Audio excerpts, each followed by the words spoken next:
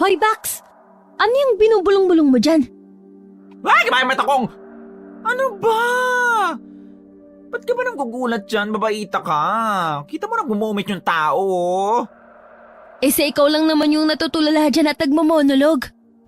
Ikaw nagbruha ka. Hindi porkit nakakaganda ka, gugulat-gulatin mo na lang ako, ha? Aray! Aray! Kung makasabunot ka, kala mo may ambag kang pang shampoo O bakit? Anak ba kita? Hindi, kasi never ka magkakakifi. Ba't animahalis ka rin, ha? Teka nga, huwag mo kasi ibahin yung tinatanong ko sa'yo. Ba't ka nga kasi nakatunga nga sa sulok? Gusto mo bang maging Spider-Man kakatitig sa sapot ng gagamba? Correction! Spider-Woman. At saka, may iniisip kasi ako maldita ko. Aba, kailan ka pa nagkaisip? Ngayon lang. Napatawag kasi si Mudra Bells kanina eh. Oh, ano ba rin yung sinabi? Si super lolo ko kasi sa probinsya, yung nakwento ko sa yung kahit thunders na nakakapagbuhat pa ng babae, kahoy. Si Lolo Berting? Ikaw talaga. Kahit lolo mo, hindi nakakatakas dyan sa bunganga mo. Oh, anong meron kay Lolo Berting? Itong si Lolo Bert nagkasakit na raw. Hindi niya na caring mag-isa sa probinsya. Kailangan niya na raw ng kasama. Tapos ikaw yung pinapapunta ni tita sa probinsya kaya ka nagmumukmok? Oo. Sinabi ko nang umuwi na lang sila para kung sakaling mategi si Lolo Bert, edi magkakasama pa sila. Nagpapasama lang sa'yo yung matanda sa probinsya. Gusto mo na agad patayin. Naku, ikaw talaga. May mga sabi-sabi pa naman na malakas daw ang karma pag matatanda ginaganyan mo. Kung ano-ano naman yung pininiwalaan mo. Paano kung tubuan ka ng bigote at balbas? Babae man ako sa puso ko, pero hindi pa naman ako nag-evolve mula sa pagiging lalaki ko. May hormones pa rin akong nagpapatubo ng mga buhok ko sa katawan. Hay, so, ano nang plano mo ngayon? Ayoko pa rin lumuwas sa probinsya. Dito na ako pinanganak at pinalaki sa Maynila na mudra ko. Kaya hindi ako sanay sa buhay probinsya. Paano kung pag-araruhin ako noon? Saan ba yung probinsya nyo? Sa Leyte. Sa Visayas yan, di ba? Sa Region 8? Ba't mo alam? May ex-jowa kang taga Leyte, no? Hoy, wala no. Hindi pa pwedeng top 1 ako sa araling panlipunan ng kabataan pa natin. Huwag mo ko'y damay. Fresh pa ako, no? Ba't kasi ayaw mo pa umuwi? Paano na yung mga lakad ko? Mahal pa naman yung bayad sa akin ni Mr. Tan. Mahanap lang yung gintong compass daw na ginamit ni Magellan noon. Ayan ka na naman sa mga adventure mong wala kang napapala. Baka niloloko ka na naman ng mga inchik na mga yan. Tas going ka na namang clown pag uwi mong sugatan tas para kang pulube. Hindi naman siguro. Nabasa ko rin yan sa isa sa mga libro ko eh. Ang sabihin mo lang, ayaw mong iwan yung mga libro mo sa bahay at yung pagliliwaliw mo. Aba, hindi pa nga gumagaling yung mga sugat ko sa walang hiyang Yamashita's treasure hunting mo na yun eh.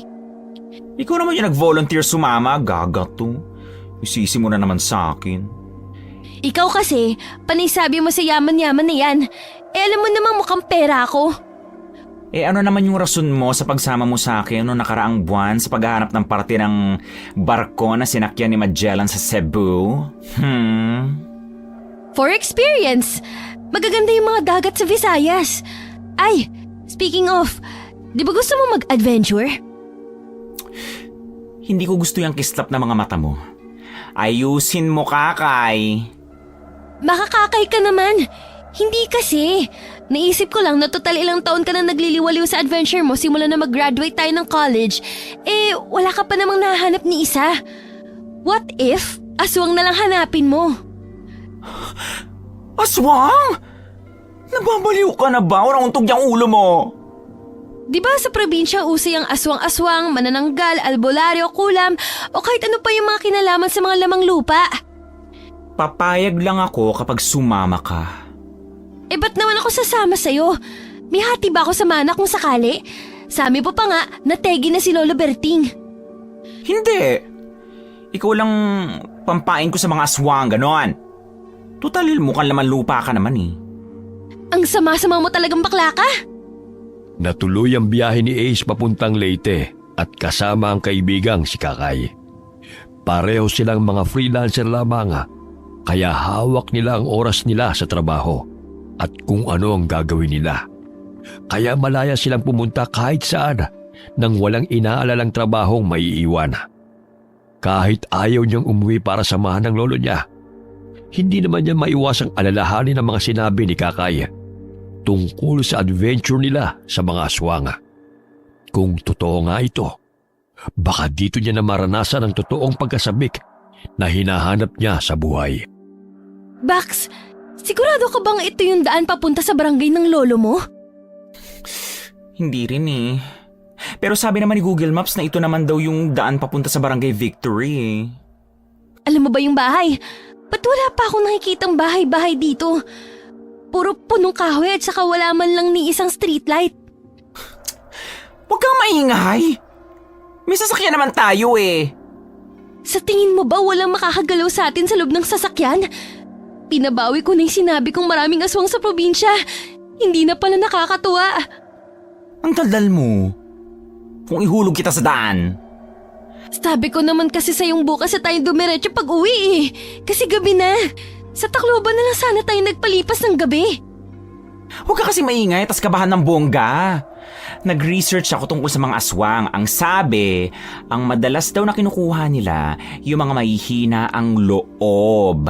Kaya kung ipapakita mong natatakot ka, baka may nakasunod na sa atin. Tas ano na lang sasabihin ko kila tita kapag hindi na kita kasama mo. Ano ba yung problema mo, bruha ka? Bawal umihi ah! Gabi na ayoko na bumaba ng sasakyan! Nawawala na rin yung signal oh!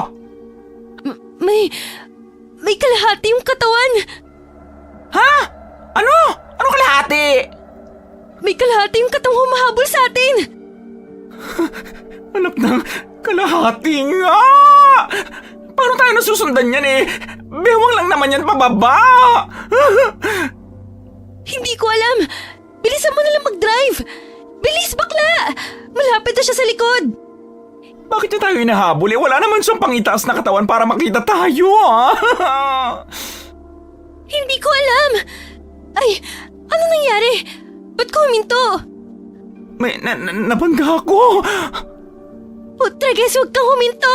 Walang CCTV dito, hindi ka makukulong. Dumiretso ka. Ah! Ah! Unicorn!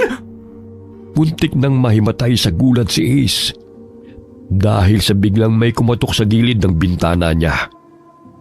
Dahan-dahan niya itong nilingon at nakita niya ang isang babaeng nakangisi sa kanya nang nakakakilabot. Kinakatok nito ang bintana ng kanyang kotse gamit ang kuko nito. Nakita niya rin ang mahaba nitong dilang nakalabas at dinila ng salamin ang bintana ng sasakyan. Kaya sa sobrang kaba, hindi niya na napansin si Kakay na umiiyak at nakahawak sa kanyang braso. At agad niyang tinapakan ng silinyador ng sasakyan para humarurot paalis. Hindi niya pinansin ang nasagasaan at nang lumingon siya para tignan ang baliw na babaeng sumulpot, nakita niya ang isang kalahating pambabang katawan nito na nakapalda at umapaw pa ang tila tumitibok na mga laman. At isang kalahati namang katawan na pang itaas lamang na lumilipad at masamang nakatingin sa kanila. Binilisan niya ang pagmamalayaw nang hindi pinapansin si Kakay hanggang sa makarating sila sa bahay ng kanyang lolo Berting na puno ng kaba at takot. Dali-dali silang lumabas ng kotse at hindi na kumatok at dumiretso na lamang ng pagpasok sa bahay. Aba, ikaw na ba yan, apo ko? Bakit ginabi na kayo sa kalsada? Dapat bukas na lamang kayo bumiyahe at delikado ng daan.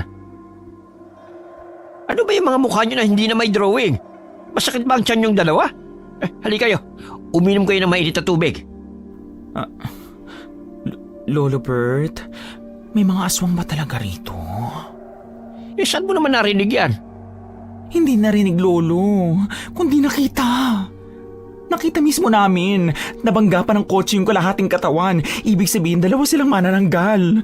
Kung yung isang kalahati, hinahabol kami, tas yung isa nabangga ko, tapos may isang lumilipad. Nasaan na yung isang kalahating lumilipad? Manananggal? Kararating mo pa nga lang na amoy ka na kagad nila. Anong ibig niyo sabihin, Lolo? May iba't ibang uri ng aswang, pero lahat sila matatala sa mga pangamoy. Naaamoy nila kung sino ang mga bago at sino ang hindi nila kaya. Naaamoy din nila kung sino ang banta sa kanilang lahi, kaya nila sinusugod. Ano? Bago pa naman kami rito ni Kakay Lolo Baka mamaya madagit na tong bruhang kasama ko. Uuwi na lang yata ako, Lo. Kahit ang thrilling ng adventure na to, ayoko na may pa-welcome effect yung mga ibang elemento dito sa barangay ninyo. Huwag ka mag-alala, Apo. Protektado na kayo simula na makatapak kayo sa bahay ko. Sure na sure ka ba dyan, Grandfather? Baka mamaya sinasabi mo lang yan para hindi kita iwan, Siguradong sigurado ako, Alexandro. Ang bantot ng Alexandro. Ace na lang, Lo. O siya, mukhang nakaano ka na sa mga nangyari sa inyo. Naka-move on? Hindi pa, Lolo. Pero kailangan kong kalimutan agad kasi may matatakotin akong kasama. Sa sobrang takot nga niya, ay nakatulog na, Hayaan mo na muna yung si Kakay. Pagpahingahin mo na muna. Lolo, ba't ka nga pala naniwala agad sa sinabi ko? Hindi mo man lang ba iisipin na nagsisinungaling ako o kung ano man, diba? Hindi ako nag-iisip ng masama sa iyo, Apo. Malalaman mo rin bukas kung bakit. Ay, winner, may pasuspense pa yung super lolo ko, Kinabukasan, kahit pagod sa biyahe si Ace, ay maaga pa rin siyang nagising pati na ang kaibigan niyang si Kakay. Habang nagkakape sila sa may balkonahe ng bahay ng kanyang lolo, napansin niya ang paunti-unting pagdagsa ng mga tao sa gate ng kanilang bahay. At ang kanyang lolo na may dalang basket na may lamang mga halamang gamot. Kaya hindi niya napigilang sundan ito na tila may enerhiyang humihila sa kanya sa mesa ng matanda. At napansin niya ang isang librong kulay itim sa ibabaw noon. Sino-sino yung mga tao sa labas ng bahay, Lo? Sila ba? Mga nagpapagamot sila. Ano ka, midwife? Puro buntis at babae ang nandyan. Kung hindi yata asawa ang kasama, mga nanay. Aba, may maliit na buntis din, Hoy, Bax! Huwag mong iniintriga yung lolo mo. Baka hindi mo lang alam, graduate pala yan ng medicine. Lolo, ha? Baka mamaya pinapunta mo lang ako dito kasi illegal yung panggagamot mo tas ako yung ipapakulong mo. Mapagbiro ka talaga, Apo. Hindi ako doktor o kung ano man yan. Nanggagamot ako at nagbibigay proteksyon sa mga buntis na inaaswang. Natahimik kayong pareho. Bax, naiisip mo ba yung naiisip ko? Hindi. Tumahimik ka nga, ayoko maging albularyo. Hindi. Ibig sabihin nun, kung albularyo si Lolo at nagbibigay siya ng proteksyon sa mga buntis na inaaswang, edi marami kang makakasagupang aswang nun. Gusto ko lang makakita, gratang to. Hindi ko sinabi makikibaka ako, no? Pero Lo, ano yung libro na nasa tabi mo? Ito ba? Mahiwagang libro ito. Paano naman naging mahiwaga yan? Hindi ba ayaw mo maging albularyo? Hindi ko pwedeng sabihin sa'yo kahit apo pa kita. Inaakit ako ng libro, Lolo. It's giving. Pabasa lang ng konti, Lo. Please. Ay, sige na nga. Pero bawal mong dalhin sa labas, ha? Mamaya mo na lamang tignan yung libro at magsisimula muna ako sa trabaho ko. Yes! You're the best Lolo in the world. Ay sus, nambola ka pa. Ako lang naman ang lolong inabutan mong buhay eh.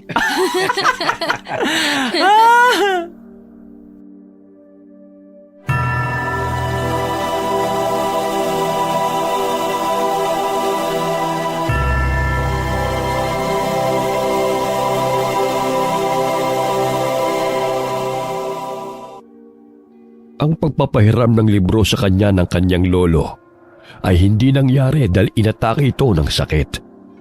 Wala naman siyang nagawa.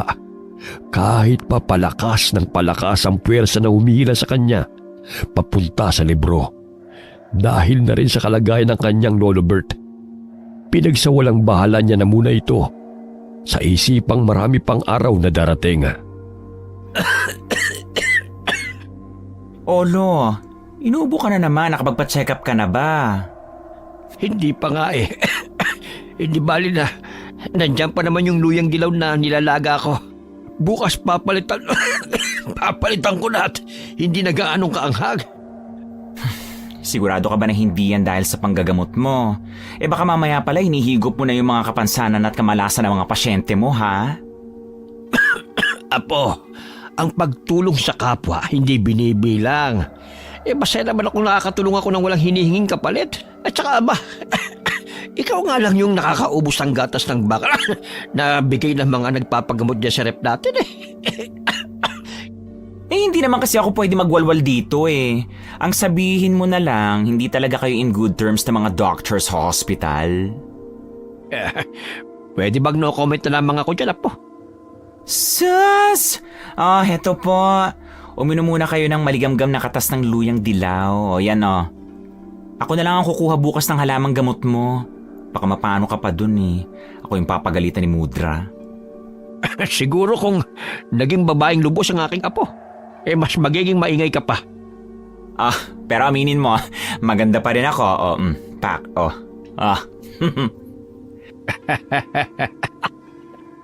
Aba, oo naman. Mana ka sa lola mo. Wait nga, Lo. Ang tagal naman ni Kakay sa labas. Ang sabi niya bibili lang siya ng napkin sa tindahan pero hindi na nakabalik. Magagabi na, Baka kung ano na nangyari sa bruhang yun, Lo. Ano ulam natin, Ace? Ikaw talaga, Grand Pudra.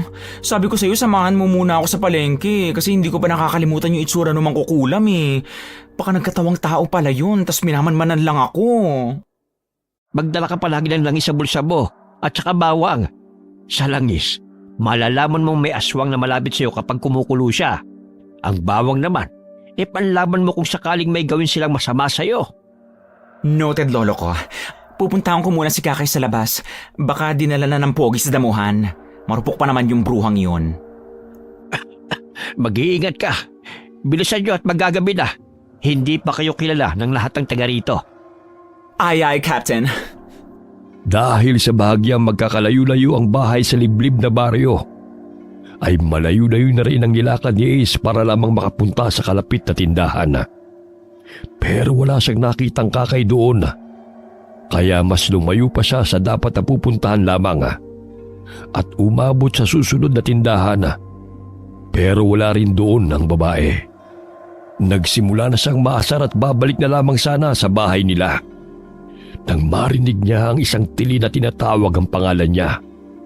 Si Kakay, may kasamang buntis. At sa likod ng mga ito ay isang babaeng putol ang pambabang katawan at may malalapad na pakpak na umahabol sa kanyang kaibigan. At sa kasama nito, kahit mahilig siya sa adventure, ay muntik pa rin siyang mahimatay sa kaba dahil sa matinding takot. Walang hiya kang bakla ka! Huwag kang mahimatay! Tulungan mo kami! Tulong, please! Baka may mangyaring masama sa anak ko! Ano? Bakit naman kayo inahabol ang manananggal? Bahala kayo, uuwi na ako. Madapa ka sanang bakla ka! Huwag mo kaming iwan, Ace! Anak naman ng pating may balat ka pa sa puwet? Sa dami ng pwede mong pahabulin sa'yo, yung pangit pa na yan! Tulong! Hindi na lang sana kita hinanap, lukarit ka. Wait lang, Mimasor, ha? Hindi kita kayang kargahin, hindi kaya ng powers ko. Labanan mo! Labanan mo na lang! Pagod na akong tumakbo! Ano? Bakit ako? Pare-pareho tayong babae rito, girl! Ano ba? Sa likod mo, kuya! Hindi ako kuya! Walang iya ka, manananggal ka! Bangas na yung pagkababae ko dahil sa'yo! Etong bagay sa'yo! Malambot man ang puso ni Ace, pero hindi nito kasing lambot ang palad niya. Nawala ng kontrol sa paglipad ng manananggal matapos niya itong bigyan ng magkabilang sampal. Pero mukhang mas nagalit pa yata ang halimaw sa kanya nang mas lalong humaba ang kuko nito at inamban siya ng kalmot. Kaya wala siyang nagawa kundi ang mauna pang tumakbo palayo kaysa sa dalawang babaeng kasama. Pero nang mapansing hindi nakahabol sa bilis niya ang dalawa, binalikan niya rin ang mga ito at nakatanggap siya ng mga pagbabanta kay Kakay. Maghiwalay na tayo ng landas, bakla! Napaka-traidor mo! Ang bagal-bagal mo kasi! Bilisan mo habang hilo pa rin yung halimaw! Iiwan ko siya! Nasaan yung sinasabi mong puso? Wala nang puso kung wala. Basta wag lang makain yung puri ko rito. Ang sama-sama na ugali mo, bakla! Ngayon lang to ha. Wala kayong babanggitin at wala kayong maaalala.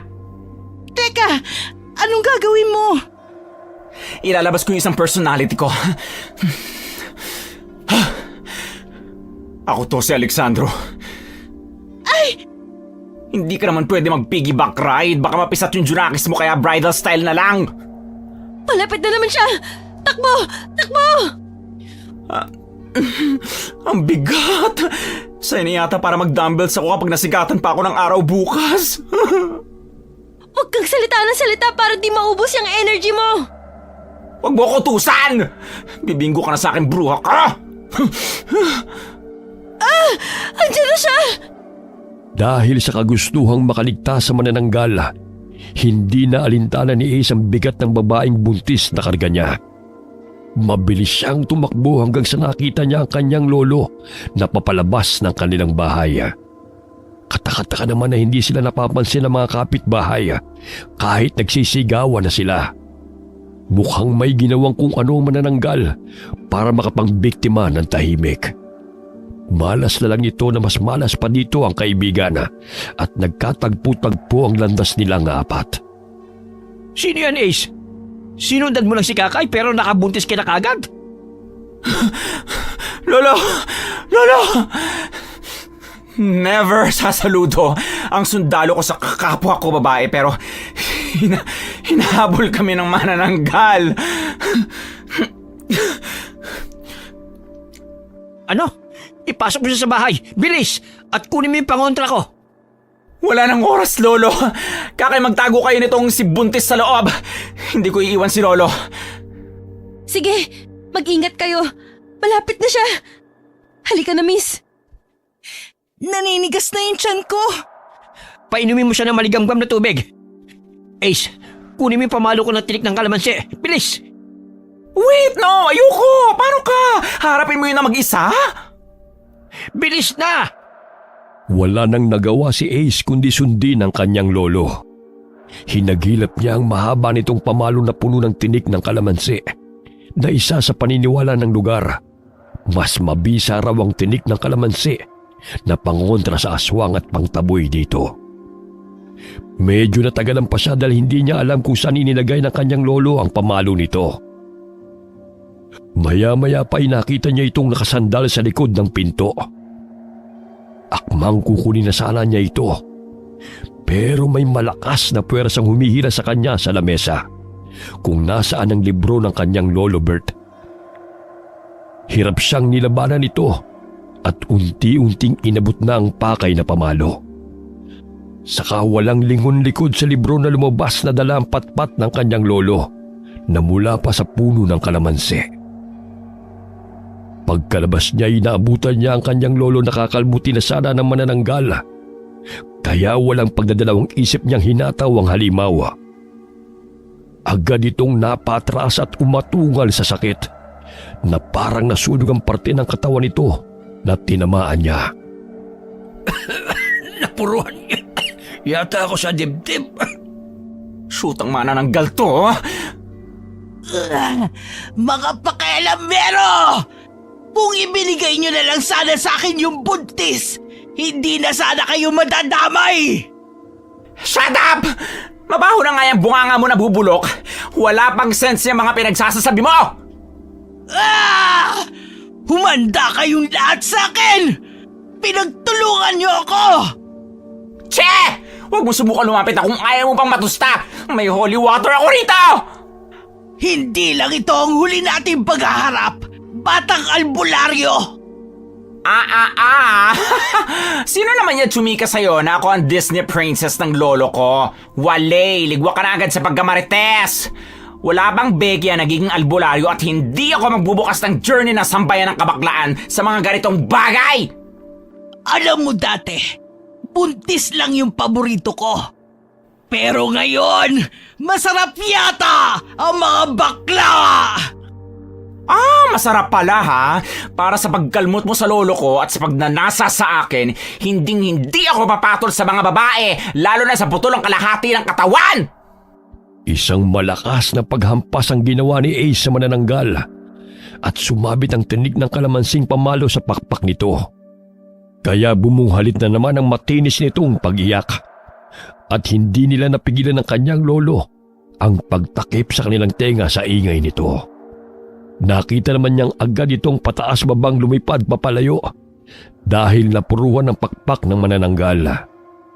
Pagkatapos ay agad niyang dinala ang kanyang lolo sa loob ng bahay at naabutan niya ang dalawang babaeng parang pinagsakluban ng langit at lupa sa mga itsura nito. Na paano? Natalo na ba? Hindi naman nila tayo guguluhin? Ang dami mo agad tanong, no? Ha? Kumuha ka muna ng planggana at towel para mapunasan natin si Lolo Bert. Sige na. Magdikdik kayo ng udot ng bayabas at kunin niyo yung galon ng tubig sa ilalim ng mesa ko. Yun ang paglilinis ko sa sugat ko. Opo. Ano ba kasi nangyari sa inyong dalawa at sa manananggal pa kayo nagpahabol? Teka po, hindi pa nga natin kilala yung pangalan niya tapos ginigisa mo na. Ano bang pangalan mo, Iya? Pasensya na ho talaga kayo. Ako si Angge. Mag-isa kasi ako sa bahay namin ng asawa ko. Pero iniwan na niya ako. Hindi talaga maganda yung pakiramdam ko kaya naisip ko na pumunta dito sa inyo. Bertie. Sa mga magulang mo, hindi ka ba welcome dun? Hindi ako taga rito. Galing ako sa Davao kaya hindi agad ako makauwi. Wala rin akong pamasahe. Yung asawa mo na iniwan ka, yung taga rito, hahanapin ko siya, ha? Tas siya yung papakain ko sa manananggal. Pasensya na talaga kayo sa gulo ko. Saktong nakita ko kasi si Kakay kanina. Kaya nakatakas pa akong buhay. Kung hindi siya dumating, malamig na sana ako na bangkay bukas. Lolo, wala bang diet plan ng mga manananggal? Oras na siguro para yung mga walang kwentang lalaki naman yung atakihin nila, ano?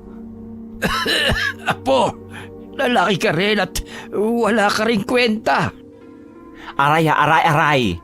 Last mo na yan, Lolo, ha? Heto na po. Thanks, nurse. Muntik na mategi yung pasyente at pasensya ko sa sobrang tagal mo. Habang tinutulungan ni Ace na linisin ang sugat ng kanyang lolo, hindi niya mapigilang isipin ang libro ng matanda na kanina pa niya nakita. Parang hinihila talaga siya nito at gustong gusto niyang buksan ang bawat pahina. Mahilig man siya sa libro. Pero ngayon lamang siya nakaramdam ng matinding puwersa at pananabik na mahawakan ito. May iba tayo, Lolo. Pwede ko na bang hiramin yung libro mo? Bakit? Anong bakit? Pambihira naman, Lolo. Nangako ka sa akin kaninang umaga na papahiramin mo ko. Kakay, pwede mo bang samahan si Anggi sa kwarto mo? Doon mo na lamang siya patuloyin. May pag-uusapan lang kami ni Ace. Sige po, Lolo Bert. Ganyan nga, Alipin. Sumunod ka sa master mo. Huwag mo nga akong maali-alipin dyan. Hindi ko pa nakakalimutan yung pag-iwan mo kanina sa amin. Mas mabilis ka pang tumakbo eh. Oh well, ganito talaga pag magaganda. Kailangang ingatan. Che! Nauna ka pang tumakbo sa mga babae, Apo? Kasi naman Grand Pudra, nakatanggap ng magkabilang sampal yung manananggal kaya nagalit sa akin. Ayun, tumakbo ako. Pero binalikan ko naman sila eh. Kinarga ko pa yung buntis at baka mapisa yung anak niya. Ikaw talaga. O siya, halika na. Matagal na ba kayo nanggagamot, Lo? Pangontra sa aswang at iba pang elemento talaga ang ginagawa ko madalas. Mga buntis kasi madalas na lumalapit sa akin. Para saan ba yung libro, Lo? Bukod sa nandyan ang mga listahan ng iba't ibang gamot at pangontra, may iba pang tinatago ang libro na yan. Ay, na-curious na tuloy ako ng bongga, Lo. Ano naman yung tinatago niyang mahiwagang libro na matandang albularyo? Hindi ko rin alam, kaya nga tinatago eh. Ay wow, pilosopo ang lolo ko. Joker ka, Lo? Totoo, Apo. Isang beses ko palang nakita na maging ganun ang libro na yan. At hindi na nasundan. Hindi ko nga alam kung bakit naging ganun yung libro dati eh. Pwede ko bang hawakan, Lo? Oo naman. Anong nararamdaman mo? Para akong kinukuryente. Ramdam ko yung energy na gumagapang sa kamay ko papunta sa buo kong katawan. Totoo ba? Opo, Lo. Isang beses ko palang naramdaman ng ganyang enerhiya simula na mapasa akin ng libro na yan eh. Pero ikaw, Apo, isang beses mo palang nahawakan pero gusto niya na rin sumama sa'yo. Hindi ko naman siguro pwedeng dalhin yan, Lolo. Sa Maynila? At wala ka nang gagamitin dito para makapanggamot. Matanda na ako, Apo. Bakit hindi na lang ikaw pumalit sa akin? Sa totoo lang, hindi ko na kayang labanan ng mga aswang tulad ng paglaban ko sa kanila nung kabataan ko pa. Gustuhin man kitang tulungan, Lo. Pero kasi hindi naman ako para sa mga ganitong bagay. Pang Miss Universe ako, Lo. Grand pageant, ganun. Hindi superhero na mga taga-baryo. Tuturuan naman kasi kita eh. At saka, wala namang sinasabing bawal ang mga bakla sa ganitong propesyon. Kahit na sinong may gustong maging albularyo, pwedeng-pwede. Hindi niyo mapipilit ang isang totoong Disney princess, Lolo. Gusto ko makaranas ng, alam mo yun, nililigtas, ganun. Hindi yung ako yung magliligtas. Nakakaloka ka, Lo. Sige na nga. Hindi na kita pipilitin kung sa ano ang ayaw mo. O ito ang libro. Subukan mong buksan. Pinabasa niyo to lahat, Lo? Ang dami nito, oh. Aba, bakit hindi? Subukan mo. Madali ang pangontra sa mga aswang. Isang kutsarang langis na galing sa nyog, isang kutsara ng pulbos ng buntot ng pagi, isang basong dinurog ng bawang, isang ano ba to, Lolo? Magigisa ba tayo? Etong kawali. Ipatong mo sa 3 malalaking bato at sindihan mo sa ilalim. Anong klaseng uling to? Ba't ang lalaki? Sindihan mo na. Huwag ka na magreklamo.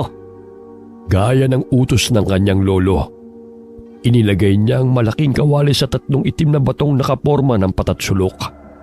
At sa gitna nito'y may malaking uling.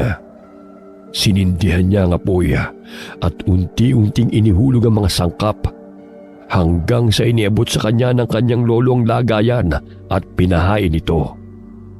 Pero habang naghahain siya, isang nakakasilaw na liwanag ang nagmula sa libro.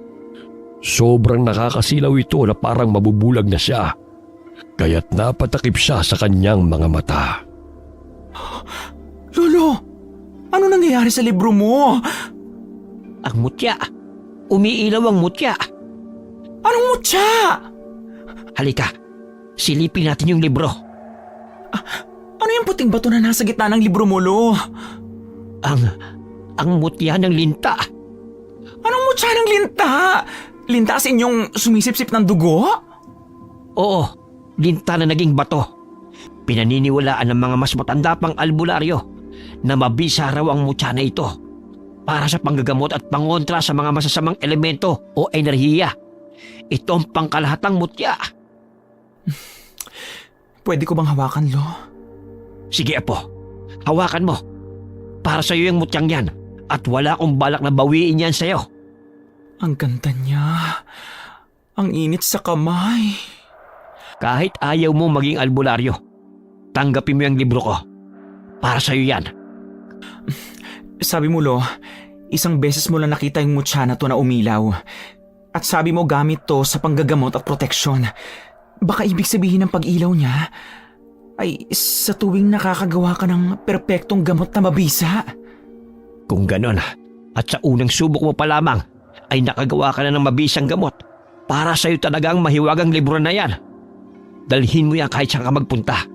At huwag kang mahula ng paniniwala sa kanya. Kahit na ano mangyari. Tratuhin mo siyang parang magkaisa kayo. Naiintindihan mo ba ako, Ace? Opo, Lo. Ako na ang kauna-unahang Becky na may super book.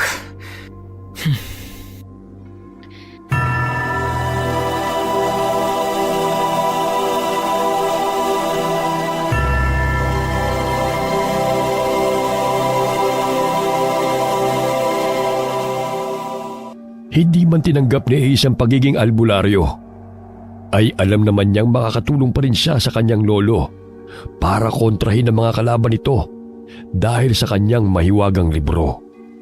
Makalipas ang ilang araw, Bumalik ang kanyang Lolo Bert sa panggagamot kahit natutuloy siya. Wala nang nagawa si Ace para magdahilan sa matanda na huwag na lamang manggamot para makaiwas sila sa mga problema sa susunod na mga araw. Lalo pat may buntis silang kasama. Hindi siya pinakinggan ito, kaya ang nagawa na lamang niya ay samahan ito kada ng gagamot. Nakakaloka ka naman, Bax. Talaga bang para ka nang marunong mag-magic? Kasi sa tuwing nagluluto ka umiilaw yung bato. Kakay, ilang beses mo na ba yung itinanong sa akin? Kapag ikaw narinig ng iba ha, wag mo na akong asahan pati si Lolo na tutulungan ka pa. Ang ingay mo. Sino naman yung makakarinig sa atin? Tayo lang naman yung nandito pati mga pasyente ng lolo mo. Minsan ang sarap mong ibitin pati warek no? Malay mo may nagpapanggap ditong buntis. Ano yun? Butete? Bahala ka na nga sa buhay mo. Ito naman, nagagalit agad. Di ka na mabiro, ha? Parang ano kasi, hindi mo ba alam yung kasabihan ng mga matatanda? Ha? Hindi. Alam mo namang laki tayo sa syudad Sabi nila, wag mo daw pag-usapan ng mga hindi tulad sa atin kung ayaw mo raw puntahan kanila at kunin. Naniniwala ka na dyan, ha? Hindi ka pa rin ba naniniwala?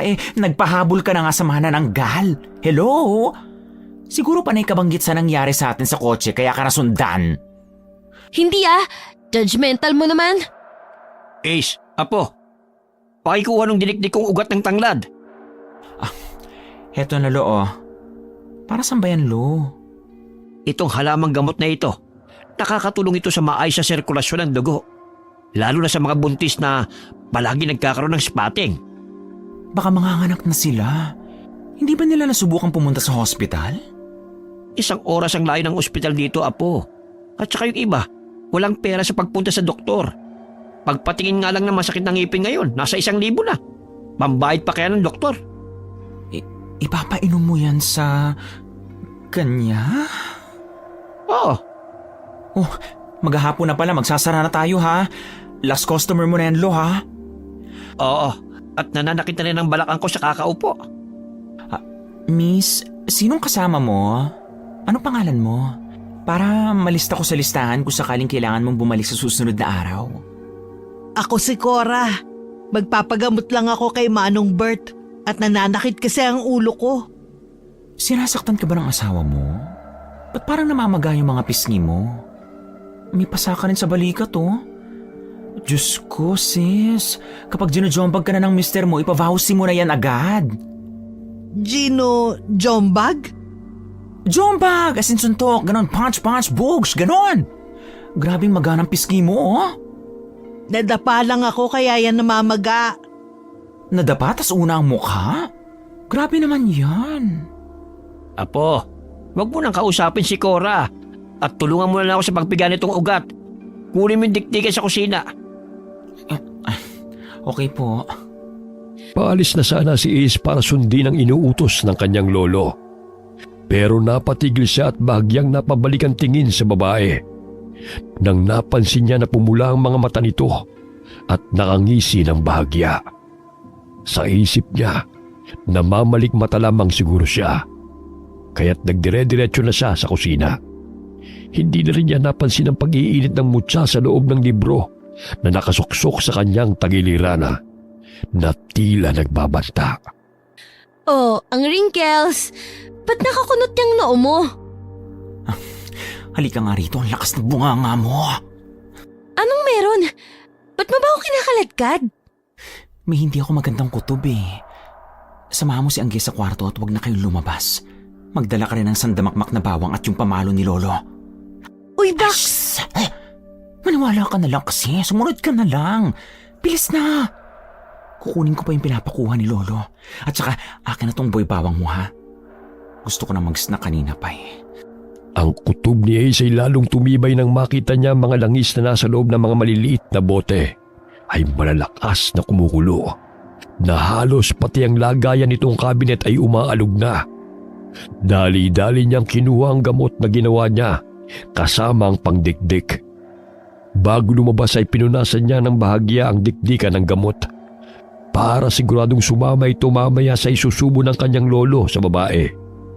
Pagkalabas niya, nakita niya ang babae na pangiti-ngiti pang nakikipag-usap sa kanyang lolo. Kaya dali-dali siyang lumapit sa mga ito. Heto na po, Lo. Dito na lang ako maghintay sa'yo, Grand Pudra, para diretso linis na. Gusto mo ng boy bawang? Snack ka muna, Lo. Ikaw talagang sutil na bata ka. Alam mo namang wala na akong ngipin. Sus, masamang tanggihan ng grasya. O ikaw na lang, miss. Hindi na. Ayan, oo. Ako na lang magsusubo sa'yo. Ace, ano ba yung kalokohan mo? Sinubuan mo pa talaga? Manong Bert, pabalik na lang siguro ako sa susunod na araw. Biglang sumama yung pakiramdam ko eh. Ay! Ba't ka pa babalik? Nandito ka na para magpagamot. Lolo ang ugat ng tanglad. Oo nga naman, Cora. O ito, lunukin mo. Hindi na ho kaila. Hindi mo sabi ako matatanggihan. Ubusin mo yan. O, yan. Ganyan nga. Very good.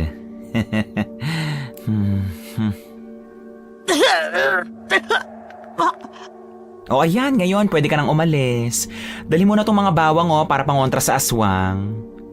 Bye-bye. Balik ka sa susunod ha. Kakain pa tayo ng cornic at ding-dong garlic flavor. Anong ginawa mo, Apo? Mamaya na ako magpapaliwanag, Lo. Pumasok muna tayo sa loob ng bahay tas maghanda sa bisita natin mamaya. Bilis, Lolo, magdidilim na eh. Tama ng kakahila mo, Apo. Ano ba nangyayari sa'yo? Aswang si Cora. Ano? Aswang si Cora. Bago ko umalis para kunin yung dikdikan, nakita kong pumula yung mata niya. Tapos nakangisi siya na nakakakilabot. Pagdating ko sa kusina, nakita ko yung mga langis kumukulo. Diyos ko, hindi na sila natatakot sa mga pangontra na malapit sa kanila. Hindi ko na alam kung paano sila tatalunin kung palakas ng palakas na sila. At ako, heto, nangihina na. Ang importante, nasa loob na tayo ng bahay, Lolo. Isarado na muna natin yung mga bintana at pintuan. Nananakit pa yung dibdib ko. Oh, ayos ka lang, Lo? Teka, kukuha ko ng luyang... Napatigil ang pagsasalita ni Ace dahil sa malakas na paghampas sa kanilang bubong. Na parang tinutuklap na ito sa sobrang lakas ng paghambalos.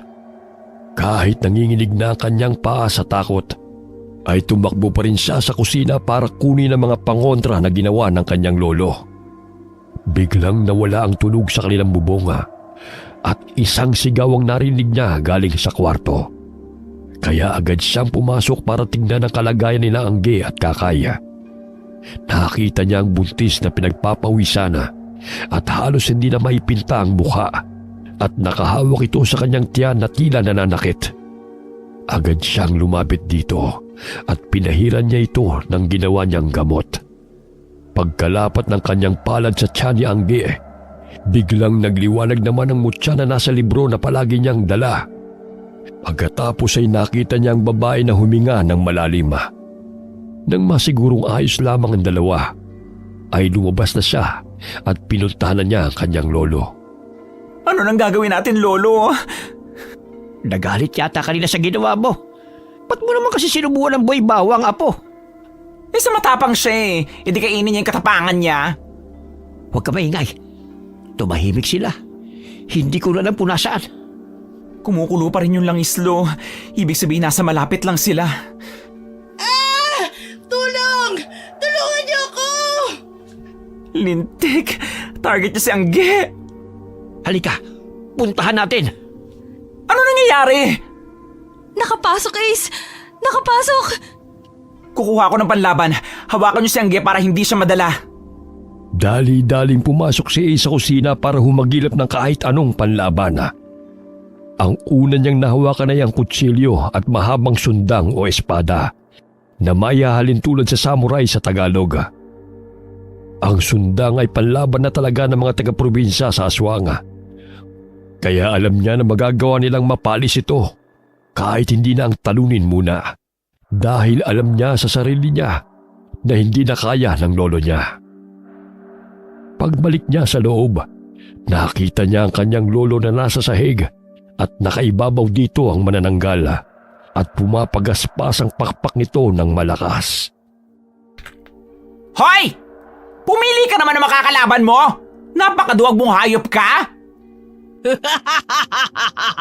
Ikaw! Ang sakit ng ginawa mo sa akin kanina!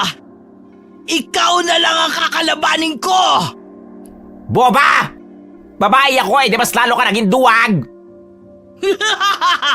Babae? Wala nga akong naaamoy na halimuyak ng isang babae galing sa'yo! Matapang ang amoy mong panglalaki! Kung gusto mo ng laban, huwag mong atakihin ang pagkababae ko! Inatake niya ang aswang dala ang kanyang galit. Nagawa niyang iwas-iwas dito ang itak at tinamaan niya ang aswang sa pisngi nito. Umalingaw-ngawang nakakabingin itong tili, kaya nawala siya sa postura, kaya hindi niya nakita ang pagsugod sa kanya ng manananggal. Agad siya nitong sinakal at hinila pataas. Mauubusan na sana siya ng hininga nang makita niya ang kanyang lolo na tumalon sa likod ng manananggal at pilit itong pinapahira ng dinikdik na bawang. Sa galit ng aswang, iwinisik nito ang kanyang lolo kaya tumilapon ito sa pader ng kwarto. Sa galit niya'y malakas niyang kinagat ang nakakadiring kamay ng aswang kaya nabitiwan siya nito at agad siyang tumakbo para alalayan ang kanyang lolo.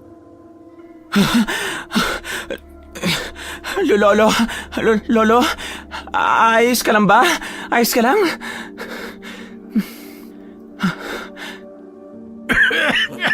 Ace! Sa libro! May orasyon para mapalis ang masasamang elemento! Nasa huling pahina! Basahin mo! Ngayon na! Venga la luz de arriba, aleja al diablo de abajo, protégenos de la oscuridad y que el mal se disuelva. Magbabayad kayo! Hindi pa to ang huli nating pagkikita! Magbabayad kayo! Akala mo sa akin apo ako na matandang albularyo na may mahiwagang libro. Babalikan kita! At ang pesting libro na yan! Pipira-pirasuin ko yan hanggang sa wala ka nang mabasa! Wag puro satsat, girl! Patunayan mo! Ace, si Angge at Lolo Bert. Tulungan mo ako. Dali natin si Lolo sa sofa. Ayos ka lang, Balo? Ikaw kaya ang ihambalis ko sa pader, apo. Tapos tanungin kita kung ayos ka lang. Aray ko, balakang ko. Sabi ko nga Ang galing mo naman, Bax. Saan nanggaling yung liwanag na yun? Tapos parang nasusunog na yung manananggal ko, hindi lang siya nakalipad palayo. Ano ba yung mukha mong babae ka sobrang lapit? Tulungan mo muna ako.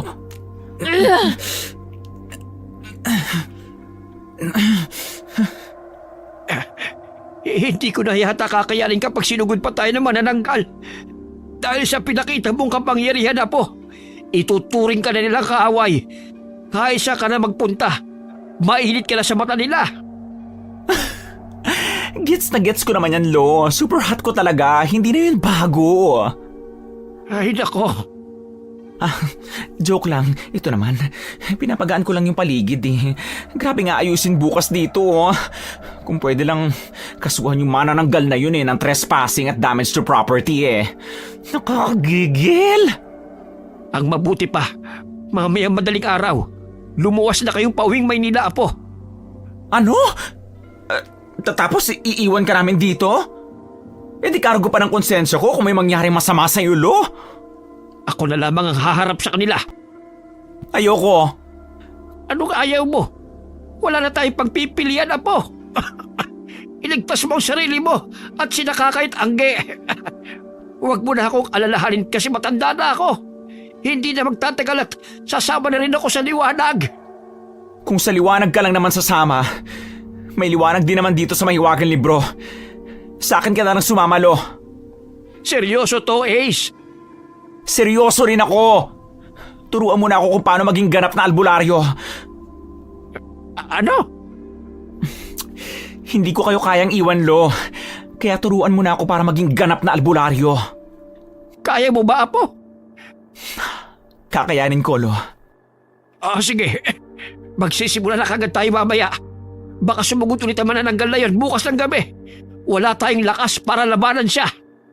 Wala nang ang sinayang na oras ang kanyang lolo para sanayin siya sa pagiging albularyo. Kahit natatakot at medyo nag-aalinlangan pa siya, gagawin niya ang lahat. Maprotektahan lamang ang mga taong umaasa sa kanya. Ang una natin gagawin ay palakasin ang katawan mo. Lo, nag-gym ako kaya hindi na kailangan yan. Talaga ba? Sige, tumakbo ka palibot ang bahay ng 3 beses sa loob lamang ng 2 minuto. Hoy! Ang legs ko, Lo! Hindi! Bilis! Tumakbo ka na! At isipin mo na lamang na hinahabog ka ng manananggal. Habulin talaga ako sa lawak ba naman ng bakuran at bahay ninyo tas gabi pa. Gusto mo ba talagang mamatay? Ikaw ang nang asar sa manananggal, kaya nagalit sa atin. Oo na! Ba't pa nang-gaslight kasi? Hindi pa nga siya nakakapagpahinga sa 10 beses na pag-ikot niya sa kanilang bahay. Ay pinapakuha na siya ng kanyang lolo ng halamang gamot nang walang ginagamit na flashlight. Halos matinik na siya sa mga nakakapang makahiya at alam niyang madami ng sugat ang kamay niya. Kaya hindi niya maiwasang mapaluha. Nang nasa kalagitnaan na siya ng pagsuko, ay biglang kakaibang init na naman sa gitna ng libro ang nararamdaman niya. Kaya binuklat niya ito at nakita niyang maliit na mutya ng linta na umiilaw galing dito. Kinuha niya ito at hinawakan na. Maya-maya pa'y biglang tumalas ang kanyang pangamoy. Naaamoy niya na mga kakaibang halamang gamot at hindi na siya nahirapang kunin yun. At bumalik agad sa pwesto ng lolo niyang papikit-pikit na ang mga mata sa antok. Lolo! Ay, butete kang kalabaw ka! Ka ba naman, Alexandro? Bakit nandito ka na? Bumalik ka na doon at kunin mo na ang lahat ng mga halamang gamot. Ops! Ang blood pressure mo! Aba, yung mga kalukuhan mo talaga, Ace. Ba't pa kasi ako babalik kung nakuha ko na naman na lahat ng gamot na nasa listahan mo? Ano? Narinig mo ng tama, Lo. Salamat sa mahiwagang libro mo. Bakit? Anong nagawa ng mahiwagang libro? Dahil sa mutya na nasa libro, tumalas ang pang-amoy ko kaya nasundan ko lahat ng amoy ng halamang gamot. Kanina pa dapat ako nakauwi kaso naligaw ako ng konti sa gubat. Isang araw pa lang nang ibigay ko sa iyo ang mahiwagang libro ko. Pero handa na siyang tulungan ka sa mga kakaharapin mong pagsubok. Ibig sabihin ba nun, Lo? Albularyo na ako? Tapos matatalo ko na yung mga aswang gaya ng manananggal? Aba, hindi pa. Ha? Bakit hindi pa? Sabi mo nagiging isa na kami ng mahiwagang libro. Abay, nakakita ka na ba ng albularyo na hindi marunong manggamot? Kailangan mo muna magsanay sa paggawa ng mga gamot at pangontra bago ka tawaging albularyo. Halika na, Lo. Tapusin na natin to at nananakit na yung likod ko. Gusto ko nang humiga at magpahinga. At may panghuli pa. Ano? Para maging pinakamalakas kang albularyo, kailangan mong lunukin ang mutya sa gitna ng libro. Ano? Ayos lang yan, Apo. Kahit hindi mo pa naman gawin ngayon. Pagkarating nila sa kusina, ay agad pinagdadampot ni Ace ang isang malaking kawali, 3 itim at puting malalaking kandila, pati na rin ang batong itim na malalaki na pagpapatungan niya ng kawali. Nang tatanungin na sana niya ang kanyang lolo sa susunod na gagawin, ay tulala at halos nakanganga na itong nakatingin sa kanya. Huy, Lolo, iti ko mo yung bibig mo. Baka pasukan ng lamok ko. Wala pa namang langaw kasi madaling araw pa lang. Paano mo nalaman na yan ang gagamitin sa paggawa ng mga gamot? Hala! Oo nga, no. Parang nakikita ko yung laman ng libro kahit hindi ko binubuklat, Lo. Hindi ko inaasahan na mas marami pang hiwagang nakabaon sa librong yan. Pati ako'y nagugulat sa mga kaya niyang gawin. Pero hindi ko pa makita lahat. Ang kaya ko pa lang ay yung mga gagamitin pero wala nang susunod. Huwag kang panghinaan ng loob, Apo. O sige na, durugin mo na ang mga halamang gamot na pinatuyo. Tapos lagyan mo ng langis at sagradong tubig. Huwag mong sindihan ang ilalim ng normal na apoy. Paano ko pa iinitin tong kawali, Lo? Magtutwerk ba ako? Magsisexy dance ba ako sa harap nito? Ganon? Ikaw talaga, hindi ka na sumeryoso, ha? Aray, ang sakit ng hampas mo sa delicate skin ko, Lo, ha? Ilagay mo tong balat ng kawayan na ibinabad sa langis. Tapos ipagkuskus mo tong 2 maliit na puting bato. Hindi pala to kaya ng katamaran ko. Lakasan mo kasi para mag-apoy. Tapos ihipan mo para mapunta sa mga balat ng kawayan. Ilang beses muna niyang ginagawa ang pagkiskis sa bato. Nangyari pang naiipit ang mga daliri niya bago niya makita ang konting kislap ng apoy mula sa bato. Kaya agad niya itong inihipan. Hindi muna umapoy ang balat ng kawayan, kaya inihipan niya ito ng inihipan hanggang sa kumapal ang usok at napapayak na siya sa hapdi nito sa mata. Nang makita ang kaunting apoy sa ilalim ng kawali, napasigaw siya sa tuwa.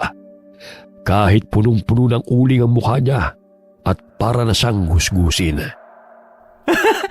Yes! Umapoy rin sa wakas. Thank you, Lord. Thank you!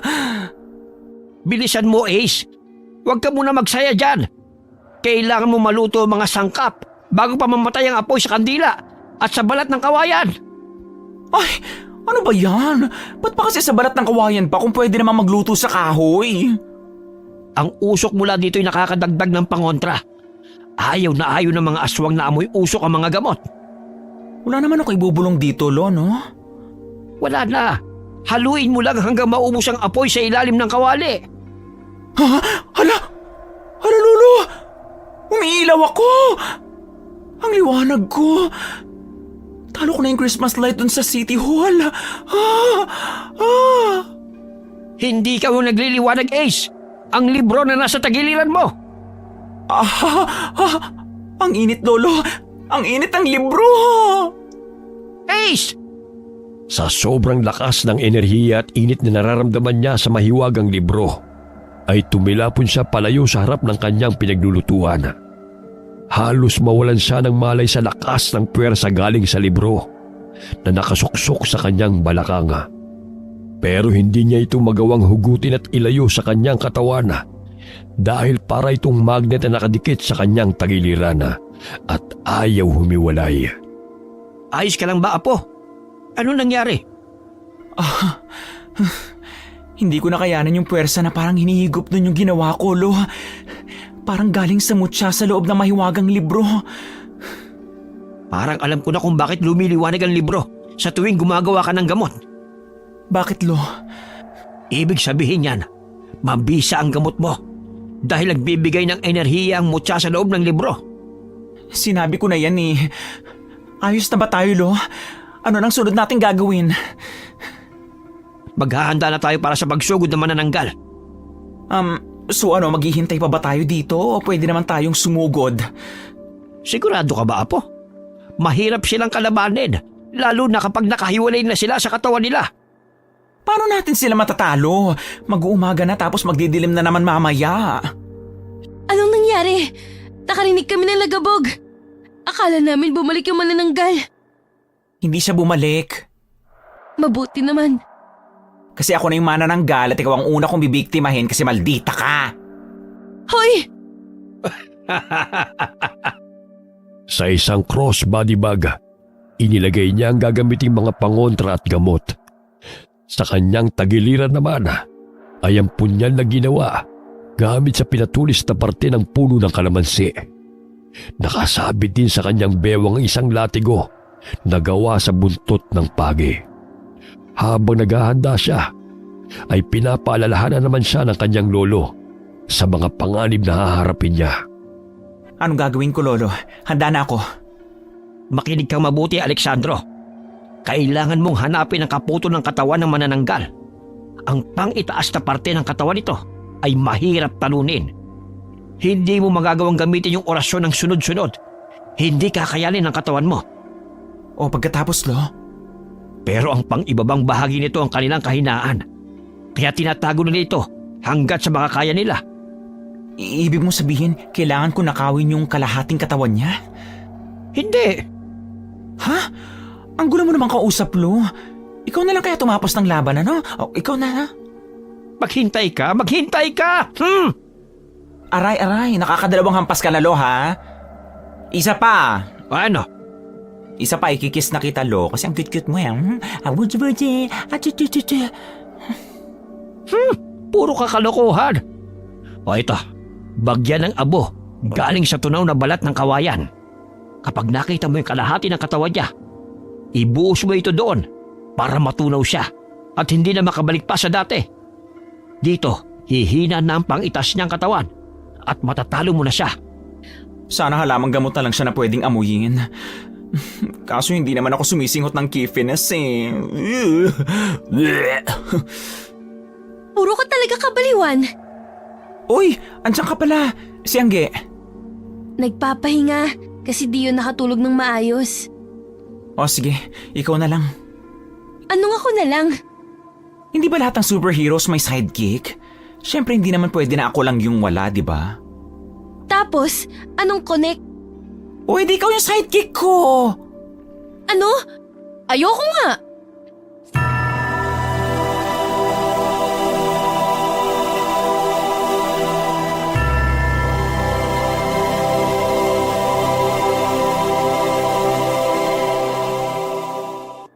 Madaling araw pa lamang ay nasa labas na siya kasama si Kakaya. At nakabusangot pa rin para hanapin ang kalahati ng manananggal. Alam naman niyang masyado pang maaga para rito. Kaya ang gagawin na lamang niya ay hahanapin ang kuta nito at doon niya aabangan ang paghati ng katawan nito. Sa laki ng baryo na to, siguradong mauunahan pa nila tayo bumalik sa bahay natin. Ikaw. Hindi ako nagdala ng sidekick para ko daan ako, ha? Itiko mo yung bibig mo kung ayaw mo ikaw yung itulak ko sa manananggal. Sidekick pa. Hindi naman nagtagal yung training. Ano? Ang sabi ko, kumuha ka pa ng sidekick hindi naman nagtagal yung training mo. Ano ngayon? Sa mga napapanood kong movie, yung sidekick pa unang namamatay kapag palpak yung bida. At kailan pa ako pumalpak, Aber? Nung nagpauto ka sa mga Yamashita's treasure hunting daw ng mga poging incheck, sugat lang naman inabot ko doon.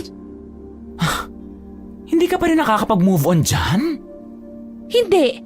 At kahit kailan, hindi ko makakalimutan yon. Shhh!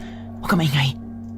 Nasa palengke tayo pero parang kakaiba yung pakiramdam ko rito eh. Parang hindi tama. Ace, wala naman sigurong aswang na nakikihalubilo sa mga tao kapag umaga, no? Shhh! Huwag mo silang papanggitin. At oo, merong tulad nila na nakikipaghalubilo sa mga normal na tao. Kung sa research, ang tawag dyan data gathering, ganon. Namimili sila sa susunod nilang bibisitahin sa gabi. Diyos ko. Huwag ka nga kumapit sa akin para kang tuko. Ace, may mga chismosa ron, no? Anong gagawin sa chismosa? Tayiin mo mga bibig, ha, ganon? Kung sa mga BFF mo may mga tinatawag na data gathering, syempre dapat tayo rin. Halika na. Pero huwag tayo lumapit. Ay, ano ba yan, Kakay? Kaya nauunang mamatay yung mga sidekick sa movie eh. Shh! Hala, hindi ba si Cora yung pangalan na nagfe-feeling butterfly? Oo, nakaratay daw sa higaan. Maraming lapnos. Hala, parang nababaliw na raw. Sana sabihin nila kung saan nakatira si Cora. Tara, alam ko na kung saan siya nakatira. Ang bilis mo naman makasagap ng chismis. Ayan talaga mga ginagawa ng mga tagapagtanggol. So, saan daw man natin mahanap? Lulusob ba agad tayo? Wag, hindi. Baka makasuhan tayo ng trespassing. Hintayin natin siyang lumabas hanggang sa mahati yung katawan niya. Saan na tayo ngayon? Sa may entrada daw sa gubat, may kubo sa katabi ng malaking puno ng akasya. Puno? Akasya? O bakit? Baka bodyguard niyo yung tall, dark and pangit na nakatira sa akasya, ha? Aba, may pangisi-ngisi ka pa dyan, ha? May kalokohan kang naiisip, no? Mas maganda ka naman dun sa Cora, girl. Kaya ikaw ang ipapain ko sa kapre kung sakali. Demonyita ka talaga! Kahit away bati sila ni Kakay, nakarating pa rin sila sa bungad ng gubat at nakita nila ang malaking puno ng akasya at sa tabi nito ay may maliit na kubo. Agad niyang hinila ang kaibigan at pumwesto sila sa may hindi kalayuan at doon naghintay hanggang maggabi. Matagal pa ba, Bax? Maya-maya. O baka gusto mo ikaw na lang yung maghati sa katawan niya kung nagmamadali ka? Gusto mo? Grabe, nilalamok na ako. Naaasar na ako sa kakareklamo mo, ha? Baka sa'yo ko isubo tong abo, Kasi naman eh. Ikaw yun ang pumilit sa akin na pumunta rito, di ba? Para sa aswang. Kaya dapat ka lang sumama sa akin. Hindi ba sabi mo pa nga, adventure? Ace. Ano? Tingnan mo. Palabas na si Cora sa bahay niya. Ang pangit niya, girl. Hindi ko alam na sa mukha pala siya natamaan ng liwanag. Susundan ba natin? Anong oras na? Mag-aalas 10 na ng gabi. Tara. Sinundan nila si Cora hanggang sa nakita nilang tumigil ang babae sa isang taniman ng tubo. Nakita niyang ibinaba ng konti ng babae ang garter ng shorts nito at maya-maya pa'y biglang may pulang marka na nakapalibot sa bewang nito ang biglang lalong namula at dumudugo. Mapapasigaw na sana ang kaibigan niya pero agad niyang tinakpan ang bibig nito ng mga nanginginig niyang kamay. Pagkatapos ay nakita niyang kumuba ang likod ng babae at may malaking bukol ang bigla na lamang tumubo sa likod nito at paunti-unting may lumalabas na parang tinik dito at biglang pumagaspas ang isang pares ng pakpak na tila pakpak ng malalaking paniki. Kasabay ng paglipad nito ay ang pagkahati ng katawan ni Cora. Shh! Nakakadiri. Walang dugo na lumabas sa lamang loob. Itim na likido lang. Kapag nakalayo na siya, saka natin kukunin yung kalahating katawan niya. Ba't hindi pa ngayon? Hindi pa tayo sigurado kung nakakalayo na ba siya. Baka mahuli niya tayo na dala-dala yung katawan niya. Natutuwag ka na naman ba? Pag hindi tayo kumilos ngayon, baka papunta na siya kila Lolo Bert at Angge. Uminahon ka, Kakay. Kung ayaw mo lapitan, pues ako na lang gagawa. Huwag, Kakay! Hindi na niya napigilan ng kaibigan at nakita na lamang niya itong niyakap ang ibabang katawan ng manananggal at saka itinakbo. Matutuwa na sana siya sa kapraningan ng kaibigan nang matingalaan niya ang manananggal na galit na nakatingin kay Kakay. Mabilis siyang tumakbo papunta sa pwesto ng kaibigan at itinulak ito paalis. Kaya siya ang nakalmot ng manananggal at tumilapon pa siya palayo. Ace! Putragis kang babae ka. Huwag kang tumigil, itakbo mo yung katawan niya! Panindigan mong pestication ka! Pero hinahabol niya ako. Akong bahala sa kanya. Itakbo mo lang. Mga walang iya kayo! Ibalik mo sa akin yung katawan ko! Shoota ka! Ang kapal ng mukha mong murahin ako! Nakita niyang tumilapon si Kakay pagkatapos bumuelo ng pagaspa sa pakpak ang manananggal. Nabitiwan ng kanyang kaibigan ang kalahating katawan ng halimaw, kaya kahit nananakit pa ang likod niya, dali-dali niyang kinuhang buntot ng pagi at hinampas ang likod ni Cora na agad pumalahaw sa sakit. Anong pakiramdam na may mahapdi sa katawan, ha? Kuhang-kuha niyo talaga yung inis ko! Itatakas niyo pa ang kalahati ko, ha? Kung hindi ka lang namin kailangan talunin, hindi ako magkaka-interes sa katawan mo. Hindi ako bumapatol sa kapwa ko babae. Katawan ko yan! My body! My rules! Tigilan mo na kakahabol sa akin, please! Hindi! Akin na ang katawan ko! Nagawa ngang bawiin ng manananggal ang katawan nito sa kaibigan niya. Pero hindi makakapayag si Ace na muli na namang makakatakas ang aswang. Kaya tumalon siya at humawak sa paa ng kalahating katawan nito at bumunot ng pulbura na ginawa niya kagabi at saka ipinahay dito sa paa ng halimaw. Akala niya'y mabibitiwan na nito ang kalahating katawan. Kaya napabitaw siya at napasama ang pagkakabagsak niya sa lupa. Naramdaman niyang sumigit at agad na kumalat ang sakit sa buo niyang katawan. Ace, ayos ka lang ba? Ikaw kaya ihulog ko tas tanungin kita ng ganyan, ano? Sabi ko nga hindi ka maayos. Hindi niyo ako kaya, mga hampas lupa kayo!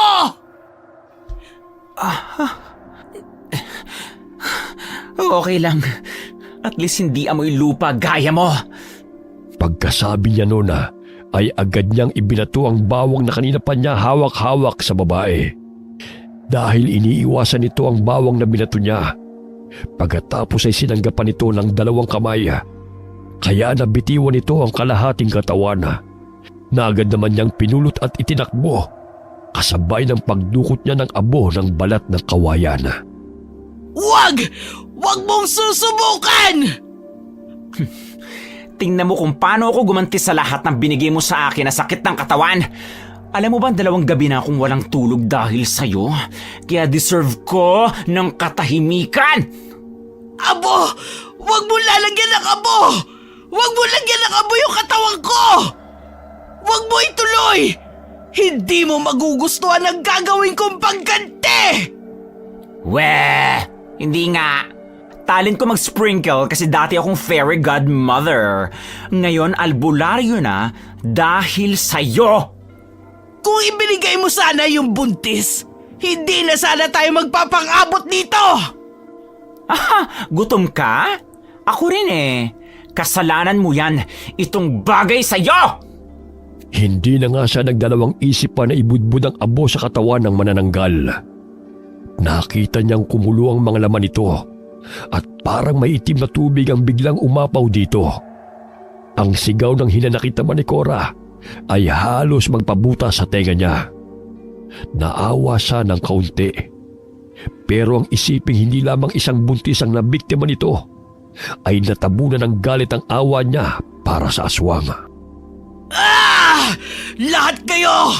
Lahat kayo hindi man lang ako pinapakinggan!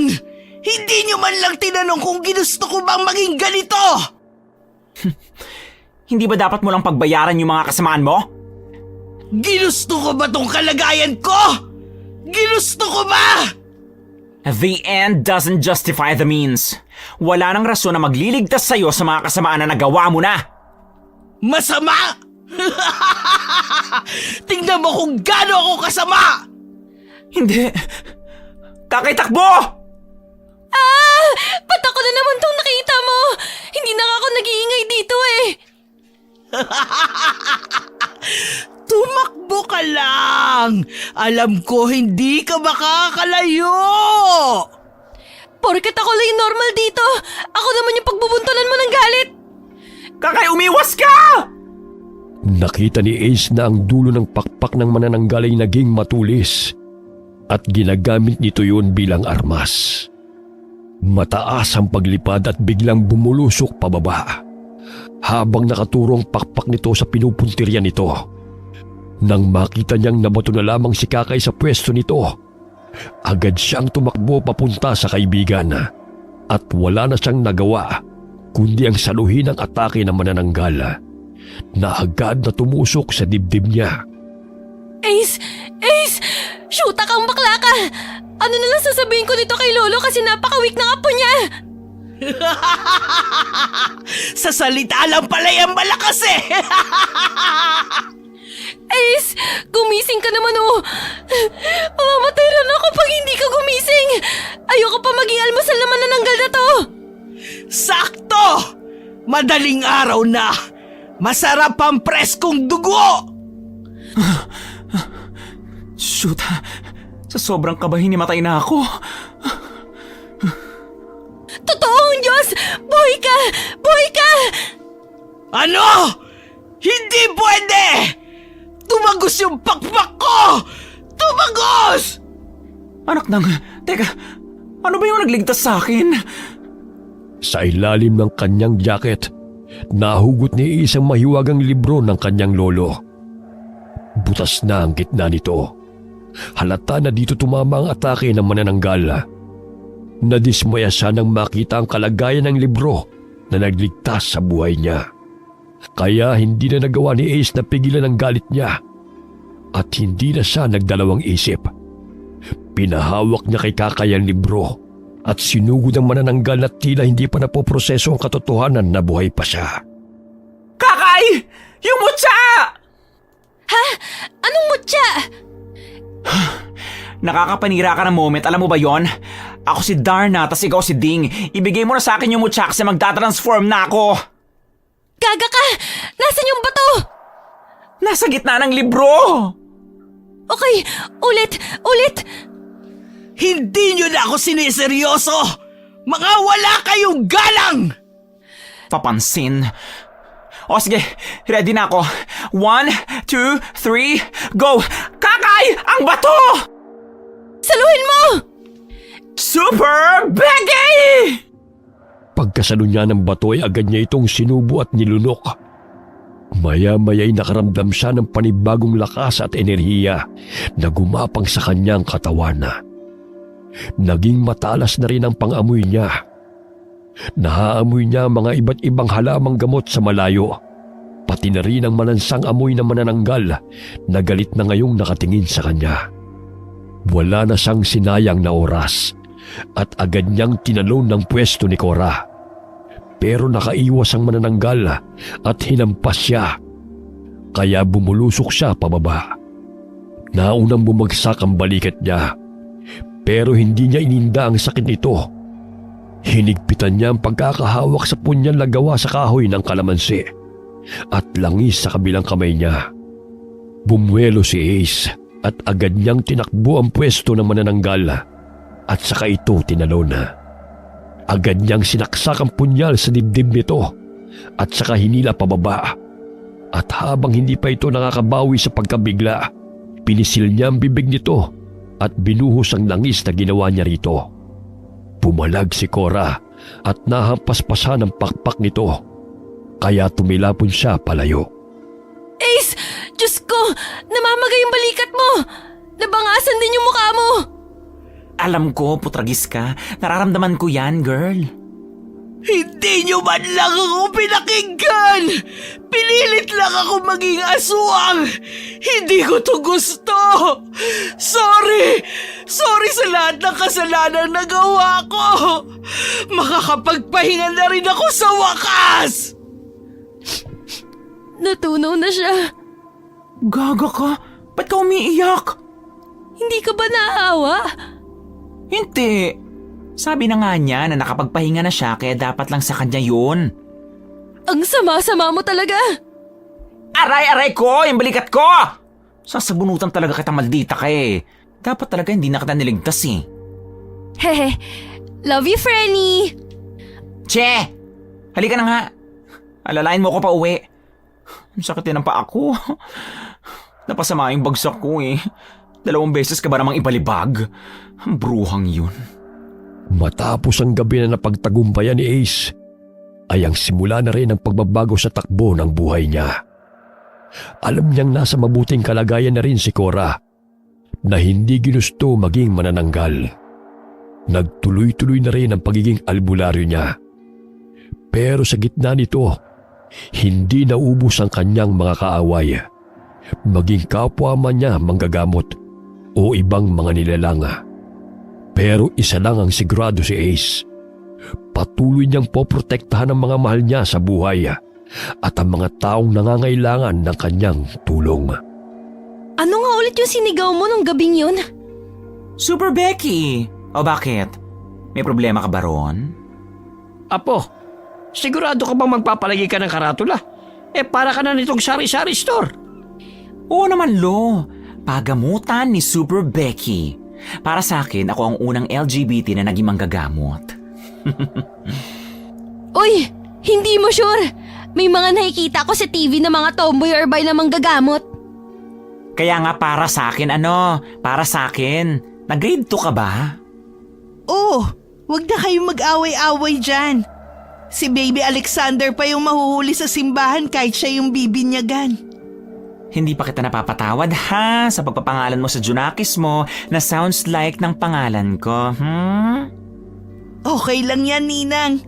Ganap na ganap naman yung long gown mo sa binyag. Ay, oh.